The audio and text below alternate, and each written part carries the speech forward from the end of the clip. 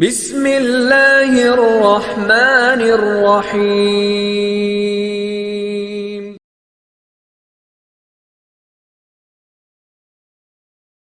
الحمد للہ رب العالمین والصلاة والسلام علی حبیبہ الکریم رؤوفنا ورحیمنا وکریمنا وشفیعنا محمد وعلی آلہ وصحابہ اجمعین، اما بعد فاعوذ باللہ من الشیطان الرجیم، بسم اللہ الرحمن الرحیم۔ وَسَيُجَنَّبُهَا الْأَتْقَى الَّذِي يُؤْتِي مَالَهُ يَتَزَكَّىٰ وَمَا لِأَحَدٍ عِندَهُ مِن نِّعْمَةٍ تُجْزَىٰ إِلَّا ابْتِغَاءَ وَجْهِ رَبِّهِ الْأَعْلَىٰ وَلَسَوْفَ يَرْضَىٰ۔ وعن أبي سعيد الخدري رضي الله تعالى عنه قال قال رسول الله صلى الله عليه وسلم: إن من أمن الناس علي في صحبته وماله أبو بكر، ولو كنت متخذا خليلا لاتخذت أبا بكر خليلا، ولكن أخوة الإسلام ومودته لا تبقين في المسجد خوخة إلا خوخة أبي بكر، صدق الله العظيم وصدق رسوله النبي الكريم۔ إن الله وملائكته يصلون على النبي يا أيها الذين آمنوا صلوا عليه وسلموا تسليما۔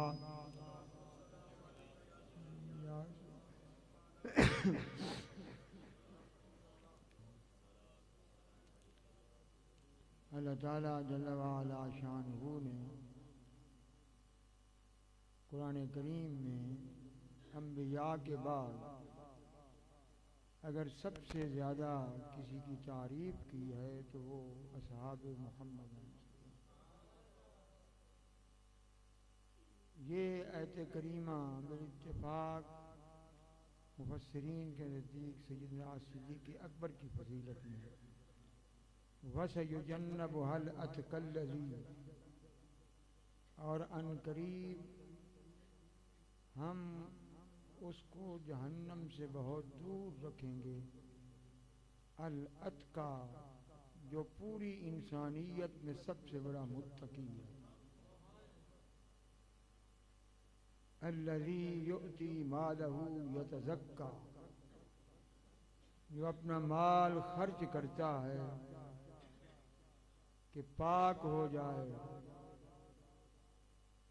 کہ کہیں ایسا نہ ہو کہ مال کی محبت دل میں غالب رہے، بلکہ اللہ اور اس کے رسول کی محبت ایسی غالب ہے کہ دل کو ناگینے کی طرح صاف رکھنے کے لیے وہ مال لٹاتا ہے۔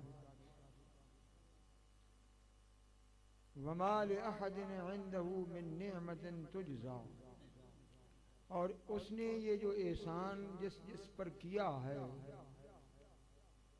تو اس لیے نہیں کیا کہ وہ کسی سے اس کا بدلہ چاہتا، إِلَّا ابْتِغَاءَ وَجْهِ رَبِّهِ الْأَعْلَىٰ، وہ جو کچھ کر رہا ہے اعلیٰ رب کی رضا کے لیے کر رہا ہے، اس کا یہ عمل رب کو راضی کرنے کے لیے۔ وَلَسَوْفَ يَرْضَىٰ، فرمایا اس کی پوری زندگی رب کو راضی کرنے کے لیے ہے، اور ان قریب رب بھی اس کو راضی کرے گا۔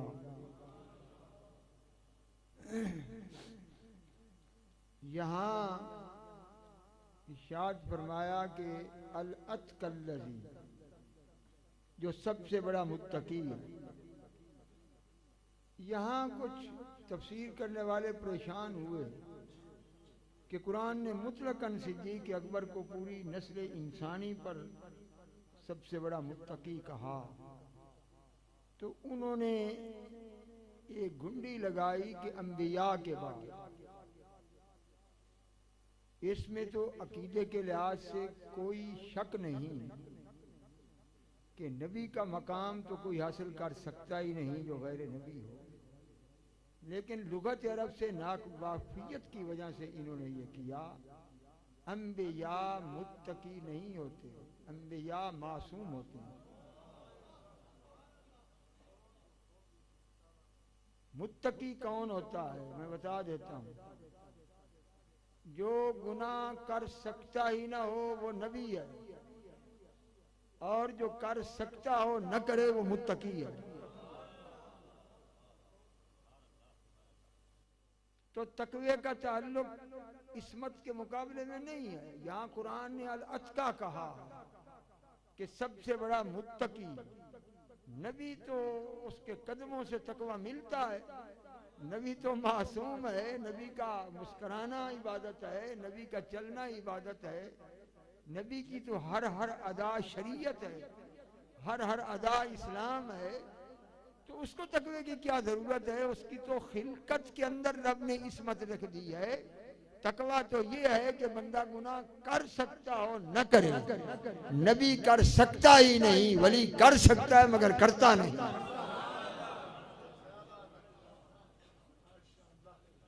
تو اس لیے یہ گھنڈی لگانے کی ضرورت ہی نہیں تھی.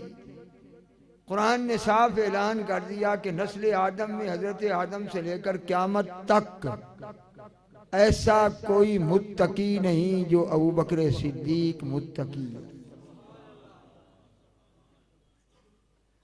تقوی کی دو قسمیں ہیں. تقوی کی پہلی قسم یہ ہے کہ انسان شرک سے بچے اور اپنی آنکھ، کان، ہاتھ، اپنے اعضاء کی حفاظت کرے کہ یہ خلاف شریعت نہ اٹھے. ان السمع والبصر والفؤاد کل اولئک کان عنہ مسئولا. اللہ تعالیٰ نے فرمایا یقیناً کان، آنکھ اور دل، ان تینوں کے متعلق سوال قیامت کے دن کیا ہے کہ آنکھیں کہاں اٹھتی رہیں، کان کو کیا چیز پسند تھی سننی، اور دل کس میں دھڑکتا رہا. یہ فضول نہیں اللہ تعالیٰ نے پیدا کی یہ قوتیں. کل اولئک کان عنہ مسئولا، ان کے متعلق سوال ہو. میں قرآن کریم کی روح سے یہ نکتہ آپ کو بتا دیتا ہوں. اگرچہ اس دور میں مولوی کی بڑھ کہیں گے اسے لوگ، اور کہیں گے کوئی مجنون ہے جو صحرا کے اندر گونج رہا ہے، اپنی آواز گنجا رہا ہے، لیکن میں قرآن کی روح سے آپ کو بتا دوں کہ کوئی چیز مومن کے باطن کو اتنا پاک نہیں کر سکتی جتنی نگاہ کی حفاظت. قل للمؤمنین یغضوا من ابصارهم ویحفظوا فروجهم ذلک ازکی لهم، کہ اے محبوب حکم دے ایمان والوں کو کہ نگاہیں نیچی رکھیں. اس آیت پر تفسیر میں ذکر کرتے ہوئے جمہور علماء نے یہ لکھا کہ کسی صحابی کی نظر پوری زندگی دونوں قدموں سے آگے نہیں گئی. حضرت عبداللہ ابن مسعود کے ایک شاگرد تھے جو روزانہ آپ سے حدیث پڑھنے آتے تھے. تو اس قدر ان کی نگاہ نیچی تھی کہ ان کی لونڈی کہتی تھی کہ حضور وہ نابینا آ گیا ہے، وہ نابینا پڑھنے کے لیے آ گیا ہے. وہ لونڈی ان کو نابینا کہتی تھی، اس لیے نابینا کہتی تھی کہ اس کی نظر تو سوا قدموں کے آگے کبھی گئی نہیں. یہ بینا ضرور ہے لیکن عورتوں کے چہرے دیکھنے میں نابینا ہے. ذالک ازکی لہم، فرمایا یہ عمل کہ نگاہیں نیچی رکھو اور اپنے شرمگاہ کی حفاظت کرو، یہ سب سے زیادہ تمہارے دلوں کو پاک کرنے والا. میں گارنٹی دیتا ہوں کہ اس دور میں کسی کی نماز باذوق نہیں ہے، کیونکہ لذت نماز حاصل ہو سکتی نہیں جب تک کہ آپ کی آنکھوں کے اندر ان عورتوں کے چہرے نہیں ہوں. یہ گھومتے رہیں گے، کبھی آپ کو حلاوت عبادت نہیں نصیب ہوگی. ٹی وی نے بیڑا غرق کر دیا، جو بھی ڈاکٹر کے نام سے آتا ہے، داڑھی رکھی ہوئی ہے، عورتوں کو اکٹھا کر کے پروگرام کر رہا ہے۔ دین کے لیے بھی عورتیں اجتماع میں ہیں، دنیا کے لیے بھی عورتیں اجتماع ہیں، ثقافتی رنگ میں بھی عورتیں ہیں، اور وہ ننگی آتی ہیں۔ یعنی حضور نے فرمایا میں وہ دور دیکھ رہا ہوں کہ ربا کاسیات آریات، کپڑے پہنے ہوئے ہوں گے لیکن عورتیں ننگی ہوں گی، اور وہ ان عورتوں کے ساتھ گفتگو کرتے ہیں، انہیں کب نماز نصیب ہوگی، اور اگر ہوگی تو کیا ہوگا؟ میں جو سر پہ سجدہ ہوا کبھی تو زمین سے آئی، تیرا دل تو ہے صنم آشنا، تجھے کیا ملے گا نماز۔ وہ نقشے جو آنکھوں میں بیٹھے ہوئے ہیں وہ ہٹیں گے تو کو لذت آئے گی۔